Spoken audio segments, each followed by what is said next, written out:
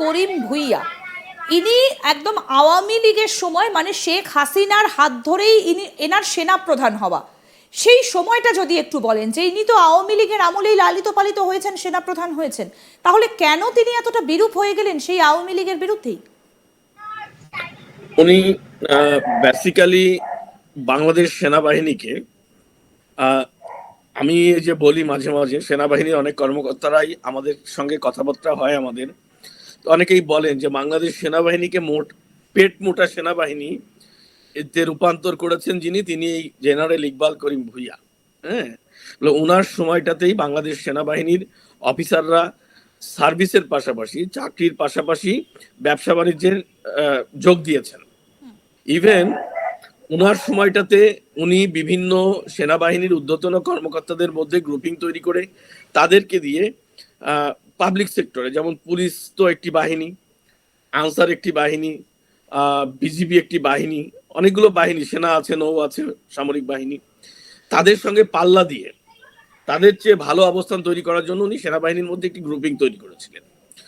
যে কারণে উনি তাদের যারা সেনাবাহিনীতে উনার যারা অনুসারী তারা উনাকেই ফলো করতেন, এবং উনি আওয়ামী লীগের সুবিধাভোগী।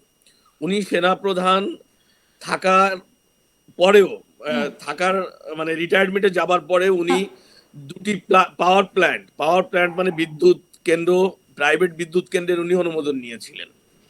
ইভেন উনি এটা কি ব্যক্তিগত কাজের জন্য? ব্যক্তিগত কাজের জন্য উনি উনার পরিবারের জন্য বিভিন্ন ব্যবসা বাণিজ্য করতেন ওনার পরিবারকে দিয়ে, সেনাবাহিনীতে উনি যখন ছিলেন। এবং উনার বাড়ি কুমিল্লাতে ওনার জন্ম, সেখানে উনি সেনাবাহিনীর প্রভাব খাটিয়ে ব্যক্তিগতভাবে পারিবারিকভাবে অনেক কিছুই করেছেন। এভাবে মানে উনি কিন্তু বাংলাদেশ সেনাবাহিনীতে, আমি ওনার যে যারা ব্যাচমেট তাদের সঙ্গে আমি অনেকের সঙ্গে কথা বললাম আজ, তো অনেকেই আমাকে জানিয়েছেন যে উনি কিন্তু বাংলাদেশ সেনাবাহিনীতে কমিশন লাভ করতে হলে ইন্টারমিডিয়েট ক্যাডেট কলেজ বা সাধারণভাবে ইন্টারমিডিয়েট পাশ করে সেনাবাহিনীতে যোগদান করতে হয় ক্যাডেট হিসেবে কমিশন লাভ করে। উনি তারপরে গ্রাজুয়েশন করে, উনি কিন্তু সেনাবাহিনী থেকে গ্রাজুয়েশনটাও করেননি, মানে উনি ইন্টারমিডিয়েট পাস সেনাপ্রধান, বাংলাদেশের একমাত্র সেনাপ্রধান যিনি ইন্টারমিডিয়েট পাস। তো যিনি, যার অযোগ্যতা থাকা সত্ত্বেও একটি রাজনৈতিক দলের অধীনে সেনাপ্রধান উনি হয়েছিলেন, সরকারের অধীনে, নিশ্চয়ই সেই সরকারের আজ্ঞাবহ না হলে উনি হননি, এবং বাংলাদেশের ইতিহাসে সেটা একদমই অসম্ভব।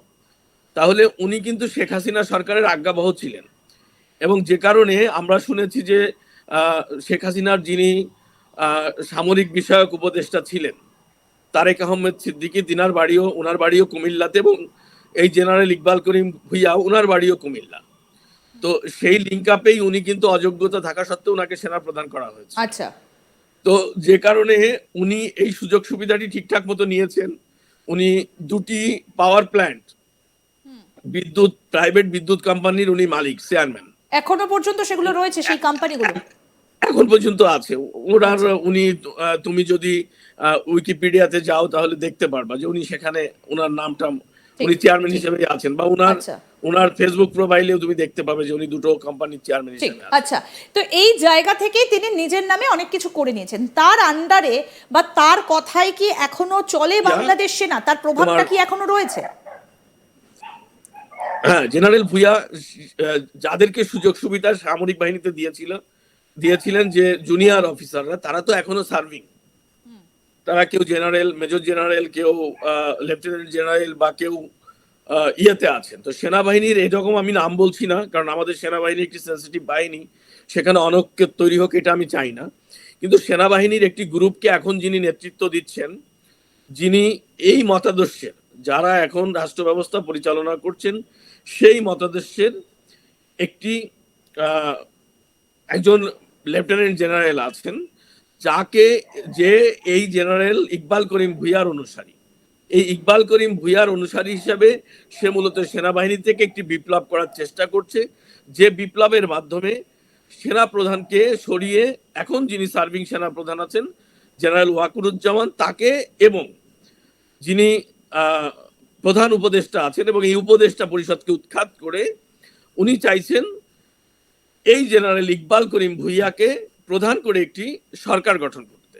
যে সরকারটি হবে, এই যারা জঙ্গিপনা করছে, যারা আজকে রাষ্ট্র পরিচালনার নামে সন্ত্রাস করছে, মব করছে, তাদের একটি সরকার। এটি হচ্ছে প্ল্যানিং। আমি এখন যেটি বললাম যে জেনারেল ইকবাল করিম ভূঁইয়ার অনুসারী একজন লেফটেন্যান্ট জেনারেল, যিনি এই মুহূর্তে বাংলাদেশ সামরিক বাহিনীতে তার অনুসারীদের নিয়ে চেষ্টা করছে এই ইউনূস সরকারকে উৎখাতের পাশাপাশি এখনকার সেনাপ্রধানকে উৎখাত। প্ল্যানটা এবং কি মোহাম্মদ পরবর্তী ইউনূসকে সরানোর তার প্ল্যানটা কি, তাহলে এরপরে তিনি কি করবেন? প্ল্যান একটাই, যে বাংলাদেশ দেখো 5 আগস্টের যে সফলতা তারা বলছে আন্দোলন সংগ্রামের, এটি মূলত সম্ভব হয়েছে বাংলাদেশ সেনাবাহিনীর কারণে। বাংলাদেশ সেনাবাহিনী মাঠে থাকার পরেও তারা নির্লিপ্ত থাকায় এবং তারা কোনো রকম অ্যাকশনে না যাওয়ায় কিন্তু ছাত্র জনতার নাম করে এই সরকারটা উৎখাত করা হয়েছে। হ্যাঁ, তো এখন বেসিক্যালি বাংলাদেশে যেটি চলছে, একটি জিনিস খেয়াল করো, যে বাংলাদেশের প্রত্যেকটা জেলায় না উপজেলা পর্যায় পর্যন্ত প্রায় 500টি জায়গাতে এই মুহূর্তে সেনাবাহিনীর ক্যাম্প আছে। তাহলে বাংলাদেশের আইন শৃঙ্খলা পরিস্থিতি তারপরেও ঠিক হচ্ছে না কেন? সেনাবাহিনীর অ্যাকশন নেই। ঠিক। বাংলাদেশে যা হচ্ছে তার বিরুদ্ধে তাদের কোনো অবস্থান নেই। তারা দেশটাকে দখল করে বিভিন্ন জায়গায় ছড়িয়ে ছিটিয়ে আছে। তাদের উদ্দেশ্য হচ্ছে এই সরকারকে ব্যর্থ প্রমাণ করে নতুন একটি সরকার ব্যবস্থা তৈরি করা, এবং সেটির নেতৃত্ব দিচ্ছেন একজন লেফটেন্যান্ট জেনারেল, যার গুরু হচ্ছে এই জেনারেল ইকবাল করিম ভূঁইয়া। উনি চাইছেন সেনাবাহিনীতে একটি বিদ্রোহ ঘটিয়ে সেনাপ্রধানকে উৎখাত করে এই সরকারকে উৎখাত করতে। কিন্তু দাদা উনি একটা সেই কথা, পর্যন্ত যে কাজ যখন যখন ওয়াকারুজ্জামানের নানা কীর্তিকলাপ নিয়ে আলোচনা হচ্ছিল, তখন কিন্তু এই জেনারেল ভুইয়ার নামটা ততটা সামনে আসেনি। এটা কি এই মুহূর্তে সামনে এলো যখন এই বাংলাদেশের বর্তমান যিনি সেনাপ্রধান ওয়াকারুজ্জামান, তিনি কিছুটা ব্যাকফুটে? সেনাপ্রধান, সেটি আমি বললাম যে বাংলাদেশের এখন রাষ্ট্র ব্যবস্থা, প্রথমে যে আলোচনাটি করেছিলাম, কার নেতৃত্বে কিভাবে পরিচালিত হচ্ছে এটা বোঝা খুব মুশকিল। আচ্ছা, কারণ এখানে কেউ কারো নেতৃত্ব মানছে বলে মনে হচ্ছে না, আর যৌথভাবে কোনো কমান্ড হচ্ছে সেটাও আমরা দেখতে পাচ্ছি না। এই পরিস্থিতিতে দাঁড়িয়ে জেনারেল ওয়াকারুজ্জামান তিনি কিছুটা হলেও পাবলিক ফাংশন করছেন না তার সেনাবাহিনীকে দিয়ে, এবং এই সুযোগটা কাজে লাগিয়ে দেশে যা হচ্ছে সেই ব্যর্থতাটাকে কাজে লাগিয়ে, জেনারেল ওয়াকারের ব্যর্থতাকে কাজে লাগিয়েই সেনাবাহিনীর এই গ্রুপটি চাইছে জেনারেল